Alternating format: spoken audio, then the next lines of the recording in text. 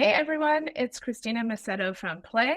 We're on a mission to empower gamers for making Web3 accessible for all, enabling real ownership of in-game assets. You're tuned into the Edge of NFT, where we're empowering you to explore the exciting crossroads of technology and gaming. Let's jump in. Hey Web3 gaming enthusiasts, stay tuned for today's episode to learn how Play is revolutionizing game development with its empowering any game, any chain, any platform approach. Next, discover how Web3 technologies are reshaping player ownership and engagement in a gaming world. Finally, how does Play build and maintain a thriving community that bridges the gap between Web 2 and Web 3? All this and more at the Edge of Gaming. Cue the intro. Welcome to the Edge of NFT, the podcast that brings you the top 1% of Web3 today and what will stand the test of time. We explore the nuts and bolts of the business side and also the human element of how Web3 is changing the way we interact with the things we love. This podcast is for the dreamers, disruptors, and doers who are pumped about this ecosystem and driving where it goes next. Welcome to the Edge of NFT, the podcast created by Jeff Kelly, Ethan Janey, and Josh Krieger, featuring a variety of top-notch guests and other hosts like myself, Richard Carthon. It's another production of the Edge of Company, which is a quickly growing media ecosystem empowering the pioneers of Web3 tech and culture, and responsible for other groundbreaking endeavors like Outer Edge Innovation Festival in LA and Riyadh. Today's sponsor episode features Christina Macedo, who is the mastermind behind Play and is a force to be reckoned within the gaming world. This co-founder and CEO is on a mission to revolutionize game development by harnessing the power of blockchain. With a burning desire to make a game creation more accessible and community-focused, she's paving the way for a new era of gaming. Play, formerly known as ReadyGG, is pioneering Web3 gaming platform focused on making blockchain gaming accessible to everyone. It supports creators and developers of all levels, enabling seamless game development across various platforms while powered by the Play token. Christina, it's a pleasure to have you on the show today. Likewise, thanks for having me.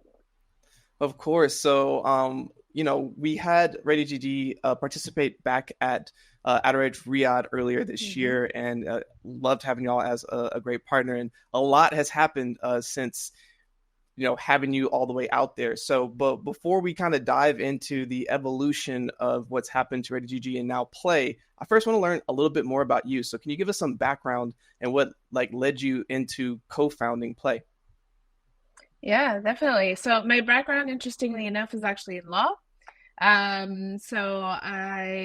was supposed to be my, professional path. And then I started just dabbling into product by building digital contracts online and just thinking about how people interact with technology to just solve problems, and how technology sort of simplifies so much that we do. And that just got me thinking and sort of falling in love with just product in general, and even something such as complex as law, simplified through contracts, simplified through sort of this digital space. And I kind of dived in, and I kind of left the law career in sort of the backseat. And then I joined another company, funny enough, that was actually founded primarily by lawyers, which was a health and wellness platform. And it was really about taking the most crucial, complicated matters in work and employment law and trying to solve it by creating a really fun digital space in which people could essentially learn about, being healthier, being more aware. And that actually helped with turnover rates and, other more complicated employment issues. And what that taught me is just the power of the digital space, the power of the metaverse, because for me, these types of platforms is kind of that first inkling of metaverses that we actually had, the power of community and interaction. And then my sort of job was gamification. I fell in love with the psychology of it and how gamification sort of incentivized people to do things that they wouldn't naturally or normally do, and then just have fun doing it, which is, learning about nutrition, for example, and getting points, and then wanting to learn more about nutrition because they wanted more points to essentially get like a free gym membership. So that gamification really led me into gaming and gaming tech and mobile gaming. I'm an avid mobile gamer. I love everything mobile. And, for the past 8 years now, I've just been in the gaming industry building tech, and originally with Ready, and now Play. And the basis of Play was really to create a space where everyone felt welcome creating in Web3, and also a platform for people to come and innovate a space. We haven't defined yet what Web3 gaming is. We've defined what sort of works and what doesn't to a certain extent, but we haven't defined what Web3 gaming is. We haven't defined necessarily how people will really interact with the space. There's game mechanics that, we don't even know yet. They're about to come. They're about to be enabled by this new wave of development and developers coming into the space and thinking about these amazing ideas by tapping into blockchain technology. So I'll end there because I can just ramble on, but that's a little bit about me.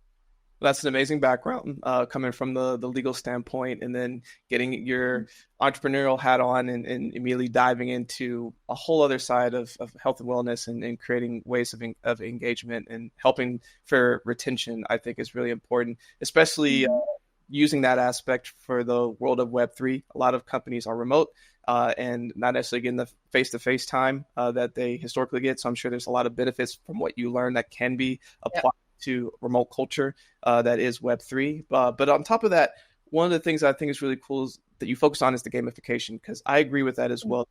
People do align with incentives. People come with a reason to keep coming back, building, like, yes, community is one side of it, but a reason to accumulate points or a way to have some sort of reward at the end.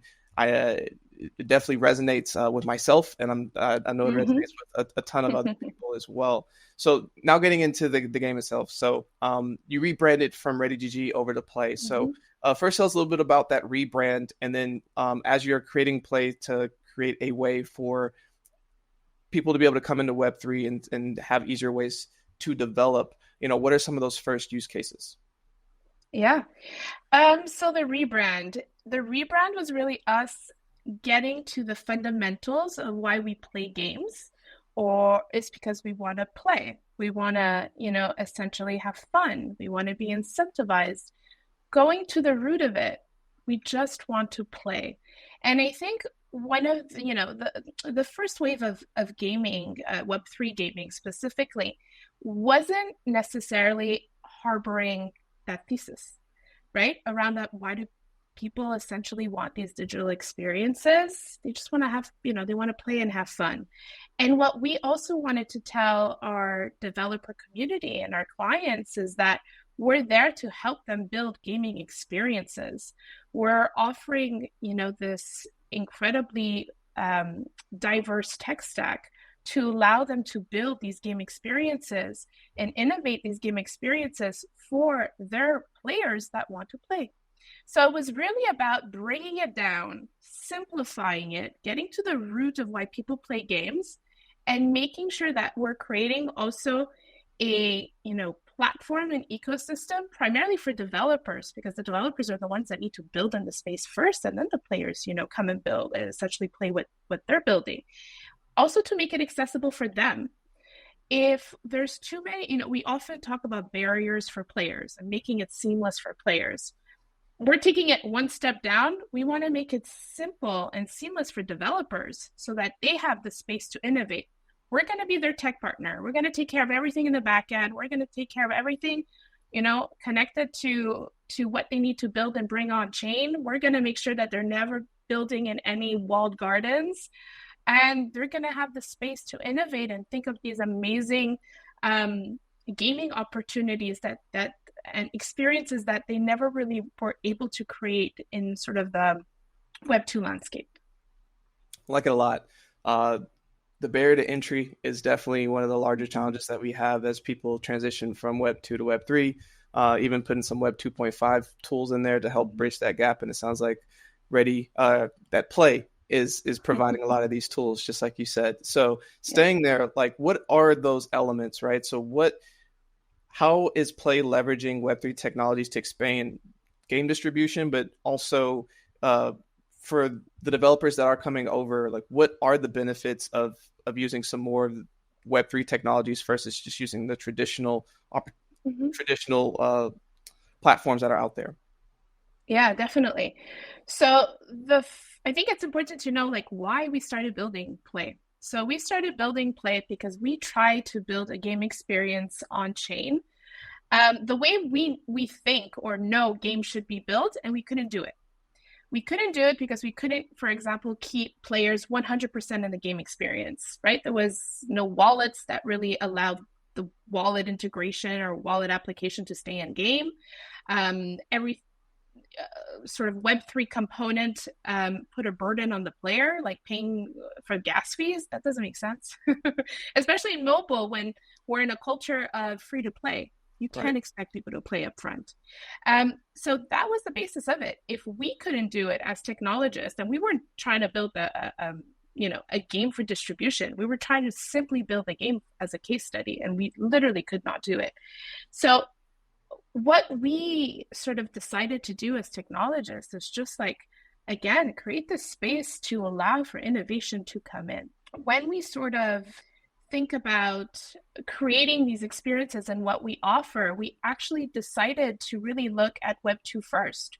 Like, what do developers need to build a game? What do they need for the meta story of the game? The meta story is the gaming business. It's how they monetize.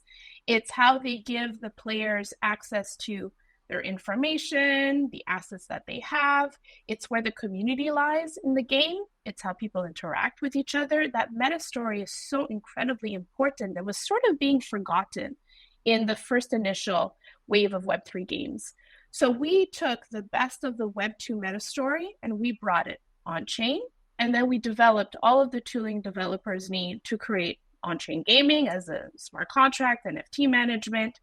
We iterated what having a shop means in Web3. A shop in Web2 just means that developers are selling to players. There's nothing that happens after that. A marketplace is something completely different. As a developer, you have this opportunity to literally have your own e-commerce business. You're literally able to sell variety of assets. You're able to enable players to sell whatever they own. You're enabling yourself to, create, like have assets that can be rented out, can be used for a period of time. People can literally have multiple players can own one asset. There's just a variety of things that can happen when we sort of talk about that ownership play. And then we talk about everything around user acquisition. Building a game is maybe 5 to 10% of the challenge. 90% is literally user acquisition. How do you find that player that's going to want to play your game? And how do you find that player that's going to want to play your game and spend in your game? That we often call it the whale. So we also started thinking about new aspects of user acquisition. What does it mean to do user acquisition in Web3? What's really interesting about Web3 is that because of all the data on chain, we essentially created our own user acquisition tooling that all of our clients can tap into. But what it essentially means is that when you're targeting certain game events or certain players, the way to incentivize them is not necessarily just showing them an ad. It's literally incentivizing them maybe with an airdrop, maybe with an NFT that's going to capture their attention. It's literally giving them something. And what we've seen in our tests is that we're getting a much, much higher conversion because of that. Because now developers don't have that sort of mediator in the middle. They're literally speaking directly to the player. They're offering the player something they're actually going to value, and they're getting the attention of players automatically in those user acquisition campaigns that are literally using on-chain data. So that becomes really, really like juicy and interesting. And then we're going to add one more layer, which is user-generated content, UGC.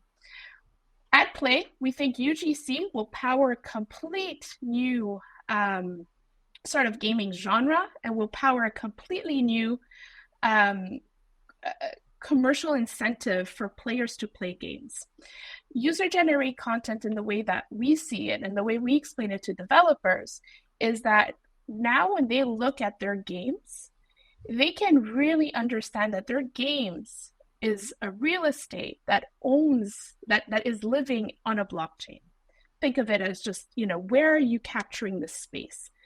these games that you're launching, because they are these pieces of real estate, you as a developer can literally invite people into this real estate. And what does that mean? By enabling marketplaces directly in your game, by enabling user-generated content tooling directly in your game, what you are inviting is players to become creators. Now, it's going to do multiple things. It's going to improve, in general, the engagement factor of these, players becoming creators, because they're literally taking the IP that they love, and now they're creating something with it. It's going to create a new monetization channel for you as a developer. Because if you're inviting people to come into your space, your real estate, and you're inviting them to create, and you're inviting them to sell what they create, well, you're going to get a revenue share based on what's being sold. And that's really interesting for developers, because they're building time to create these gaming sort of ecosystems. And now they can monetize the ecosystem part of their game.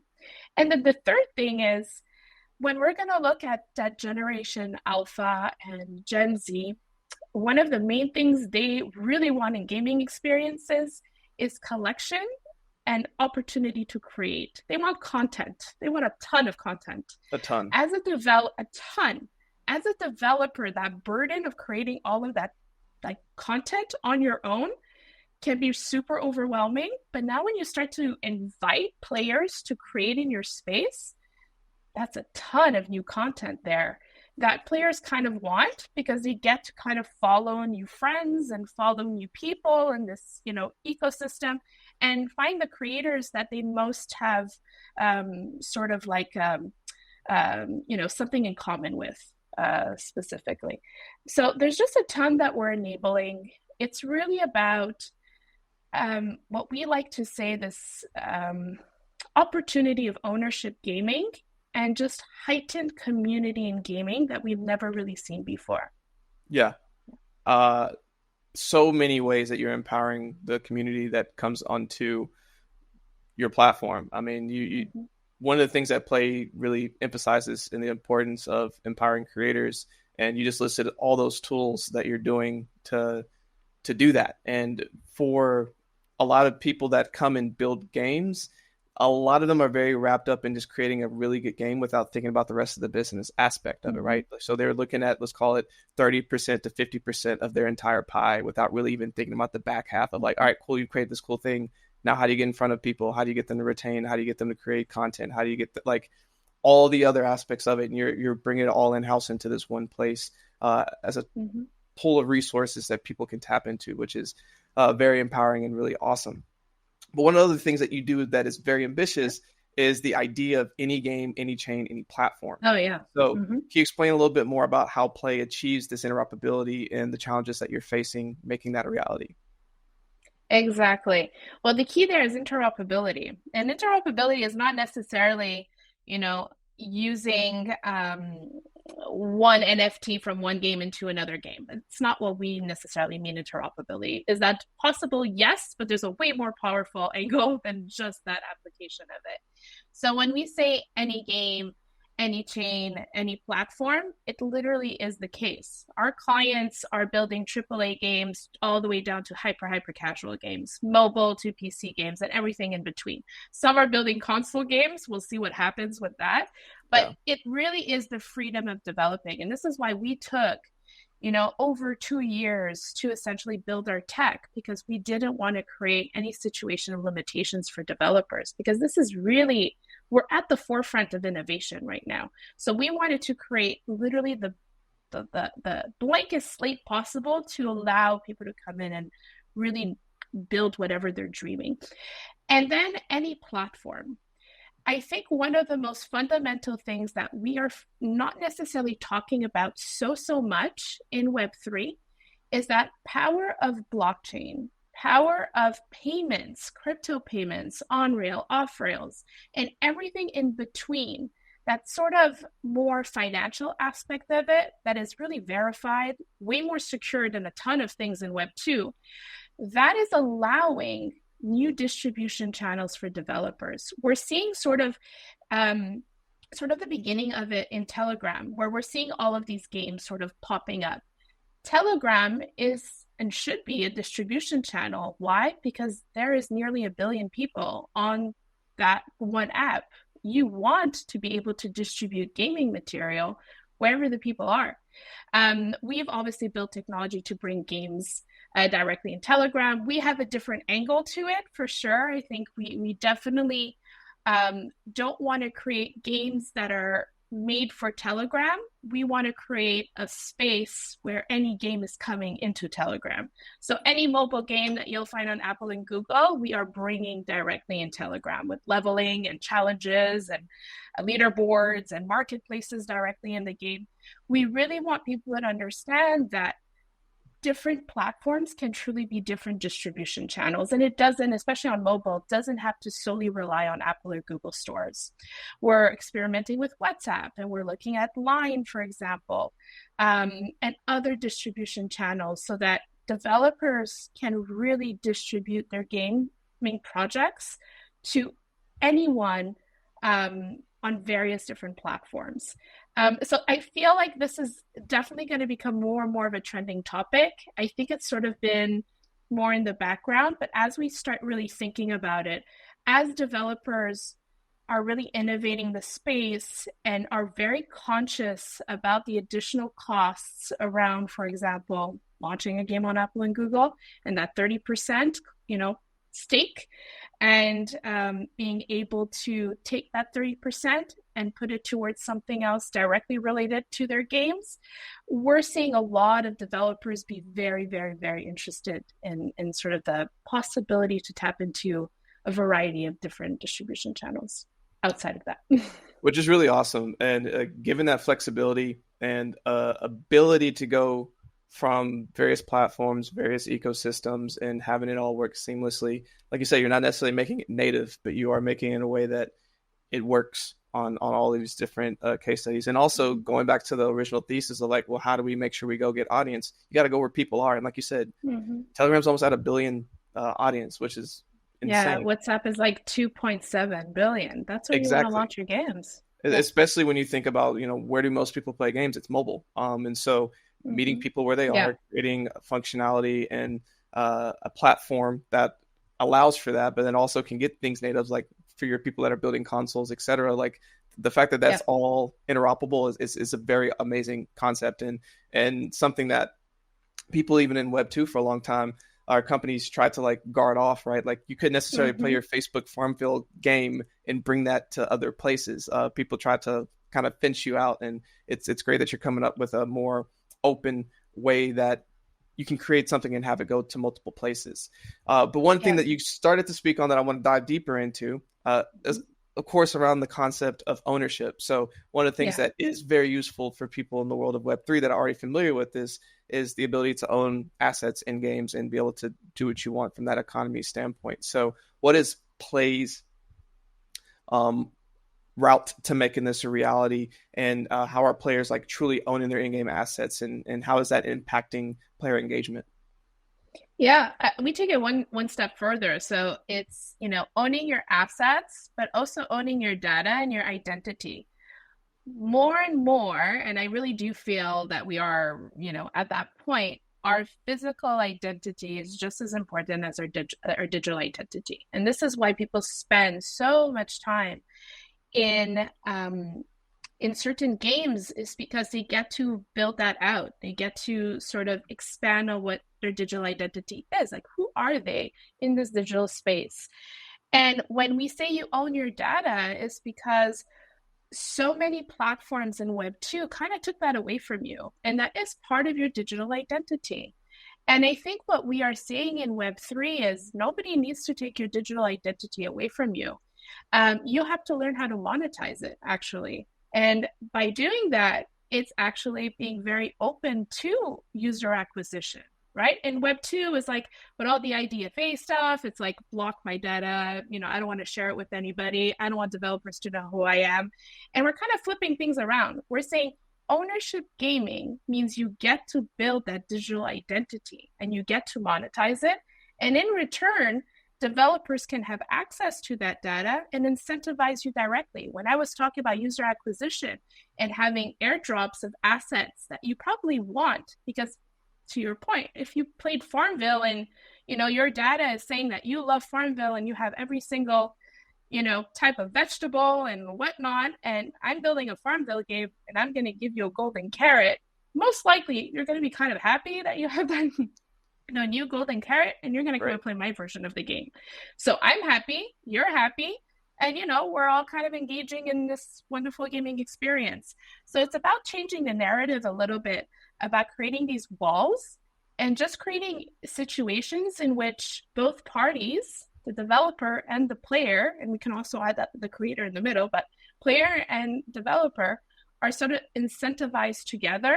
And again, it just elevates gaming in general rather than creating those walls, as I was saying. Having that type of alignment from the beginning is also an incredible way to think about how do you then build the community aspect of it as well. So I want to dive into that a little bit more by figuring out for your all three subsets, right? So you have your developers who are building, you have your in person who is playing, and then you have your content creators in the middle, and finding a way to create games that blend all three of these together builds out an amazing and beautiful community. So what strategies is Play employing to foster that vibrant community among all three of these? Yeah, the first one that a lot of people don't think about, and it's one of the fundamental most difficult things when you're building a game, is literally having people test it out and give you very, very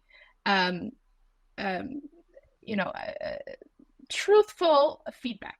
So what we have is we have a program called Beta Test and Earn. And why is that really important? It is actually engaging the most engaged in our community to become play testers, to test games before they go live, to give the best feedback to developers. And why is that important? First of all, playtesting is incredibly expensive. You don't really know who's playtesting your game, and they're probably doing that like 7 days a week, and they're maybe not truly engaged as much. And there's not really incentivization there for them to really, really give you, something crucial for you to really elaborate and innovate your game. So when we think of community and we think of this gaming ecosystem, we're always thinking about how to each party coming together sort of can amplify both of their experiences, and how can we make it super, super positive. So when we're thinking of game development, how do game developers, start sort of marketing their game? Well, they can start marketing their game by literally asking the beta tester community to come and test our alpha, give feedback, find bugs, say what's working, what's not, and start talking about it in our Discord channels and so on.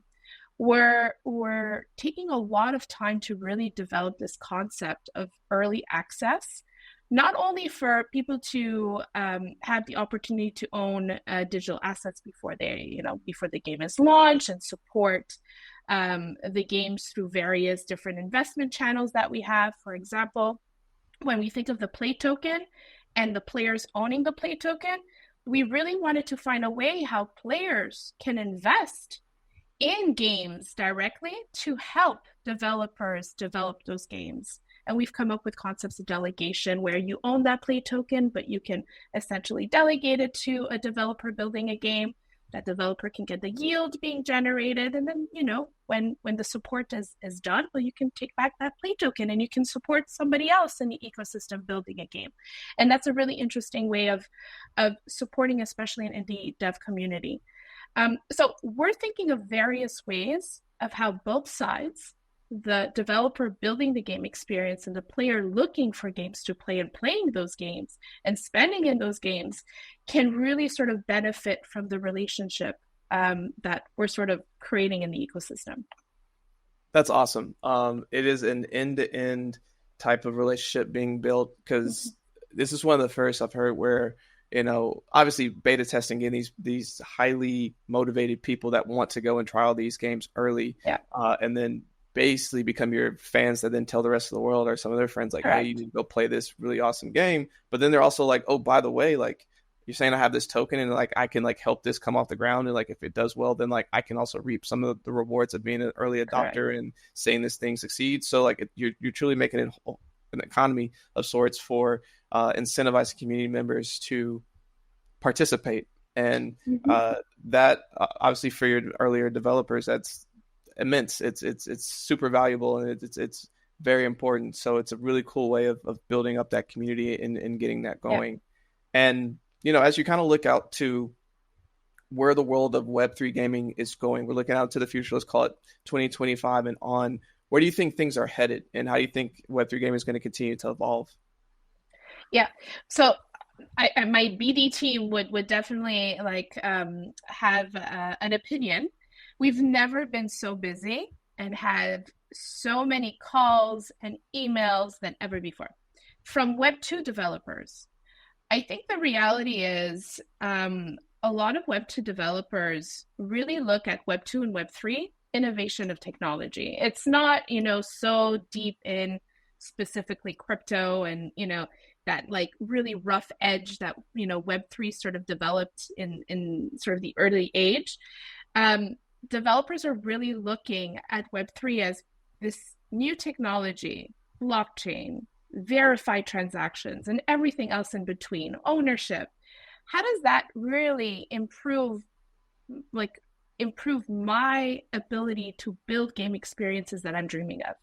And it's a much more different conversation when we're thinking of more of the creative side. And then there's the gaming business side, because we often forget at the end of it, you can have the most magical game, but if you can't make money with it, well, it'll probably kind of disappear. So they're always thinking on the other side, the gaming business. So how does allowing players to own in the game incentivize them to actually buy things? Is it because you're able to charge 20, 25% more? Are there other factors that come into play? Having reward systems on chain, what does that mean? If they're able to be recognized in another game because they have a certain badge, that I've given them, or around user-generated content, really allowing players to create in a space, create from the IP that they love. And what does that really create in terms of, enabling this additional commercial funnel for me as a developer? So in our case, we're just seeing a lot of Web2 developers coming into the space, bringing core mechanics that they know work and players love to play, and innovating them or tweaking them just a little bit so that they're sort of enabling something new in the space. And I think that's the beginning of the innovation of gameplay for Web3, because it really is these Web2 developers that have spent years and years and years perfecting not only game mechanics, perfecting user acquisition, that are able to now be given this platform to be able to tap into this new technology, to be able to now innovate what they have just enough to allow a space that players recognize, that feels seamless and comfortable going into this new gaming experience and testing it out. So that's what we're seeing. We're seeing it's not exactly Web 2.5. It is Web 3. All these games are on chain. Everything is owned. It's just taking the idea that there's not one or two or three game mechanics that live in Web 3. There's going to be in 2025 hundreds of new game mechanics that are going to come, hundreds of new storylines, IP that live in Web 2. We have a few very big clients that are bringing incredibly important IP into on-chain specifically, and then new IP that's just going to be, developed by this new wave of indie developers that are essentially going to come into the space and think of, just these wonderful storylines and wonderful characters. Yeah, I think you're painting a very bullish picture. It's one that I see coming as well. It's an inevitability, in my opinion. It has everything to do with making things seamless and easier to onboard both developers and the gamers. So you just spoke to the developer side, but I want to kind of point it to the gamer side. So one of the ambitions of Play is to help bring the first billion gamers over to Web3. So what are some ways that Play are some initiatives that you have going on to help with this initiative? Yeah. So one of them, like I mentioned, was definitely beta test and earn. We want people to come in, test games, see that they're not scary and they're actually really fun and easy to play, and essentially start talking to their friends about it. Other things are really through a lot of various competitions. And the idea with competitions is that if there's a really, really if there's no barrier to entry, people are likely to try a competition. And then we're demonstrating that these games are actually on chain. And we've done that with a various amount of publishers. And what we've seen is that 52% of Web2 players have created an on-chain identity and opened their wallet. So there is no barrier to entry if the flow sort of feels really comfortable and incredibly fast. So it really comes down to the game. If the game is fun and there is no friction, people will play it. And as they see incentivization, as they see new opportunities for them to really collect, to own, the community that is being created essentially in these games like never before, they're going to stay there, because we're also seeing increases in retention, at times 42% from the original Web2 title. It's just about elevating that experience, and everything else that is wallet, on-chain, player profile, paying for gas fees, you abstract that. You don't need players essentially mingling with that. You create it super seamless. And that's what we've done at Play, is that we make sure that the games that developers are building and innovating are what's at the forefront. And we make sure that everything complicated, like wallet integration and anything around gas fees and so on, is completely abstracted, and players never need to face that friction. So when you create, for example, a Play on-chain identity, which encompasses a wallet, all you need is your email and a password, and then you're on chain. That's it. And it was really important to build this fundamental tech this way, because again, we want these games to be at the forefront, people coming in and playing it, and essentially everything else being taken care in the back end. Which is awesome. A lot of times when you play a game, you don't need to know the tech that's behind it. You just know you want to be able to pick it up, play it, and go. And how many people ask what backend infrastructure XYZ game is using? Never. They don't. Or what server it's on. Exactly. And it's a barrier in Web3 that I think we're slowly getting away from, and getting more focused on just like, is this a fun, good game that I can pick up and play? I have all these Web3 components in the background that are like add-ons, but necessarily at the forefront of like what's driving people there in the first place. And it sounds like Play is doing a lot of stuff to just help with that transition and making it very easy. So as a final question, what would you like for someone listening to this right now? Let's say they're in traditional Web2 game and they're encouraged to start exploring Web3. What advice would you give them as they try to enter this space? Yeah, so what we tell a lot of developers is start with something you have and see how you can make it better with on-chain, essentially, technology we provide. And it's not just, the Play infrastructure is not just an on-chain player profile and a wallet and a few NFTs. It's much more than that. It's about reward mechanisms on chain. It's about marketplaces, but what do marketplaces sort of add value into your game? It's UGC, tooling and so on. Look at our tech stack and see how you can start envisioning how to utilize some of these features that were either so complicated to build on in Web 2 or just inexistent, especially for an indie developer. So I've had, at times comments like, well, I mean, if you wanted to create a marketplace in your game, well, you kind of could do that in Web 2. Sure, with your team of 100, if you were going to invite like 1 million people to create in your app, perhaps. But now Web 3, you can literally give that opportunity to the developer building, the development team of 1 building this game, the same opportunity as a team of 1,000. And that's what we really want to do. Again, creating that opportunity for everybody to come and play, come and develop, and having the tech be at the forefront of that, and not creating a sort of like a friction to, we want frictionless building. We want people to come, innovate. The tech is there. We have how-tos. We have a game designer team in-house on purpose because we want to explore ideas and continue developing game mechanics also in-house. I think there's just no limitations. Just take what you know and see how you can make it better. And I think that's always easier rather than trying to recreate the wheel. Yeah. Agreed. And it's amazing that y'all have that at the forefront of everything you're doing over at Play. And I'm sure there's a lot of people listening to this that's going to want to learn more. But before we get into that, first, I want to, as we wrap up here, give you a moment in having this conversation. It's very apparent that there's a lot of effort and energy that's going into making Play the amazing platform that it is. And so we have a section in the show called Shoutouts.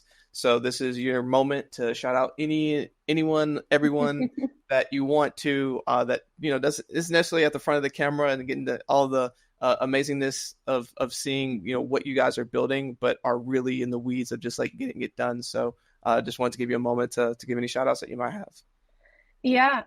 You know, the most deserving shout out is definitely to the Play team.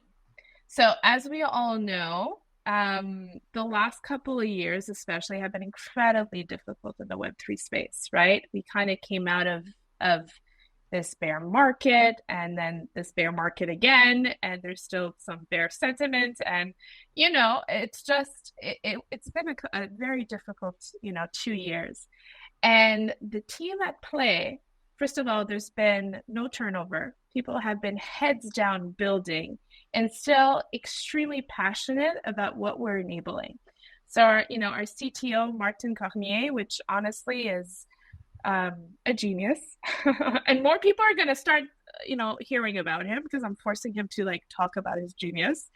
And, you know, our BD team, Alfredo Barcena, which it's not easy convincing non-believers of Web3 to build in Web3.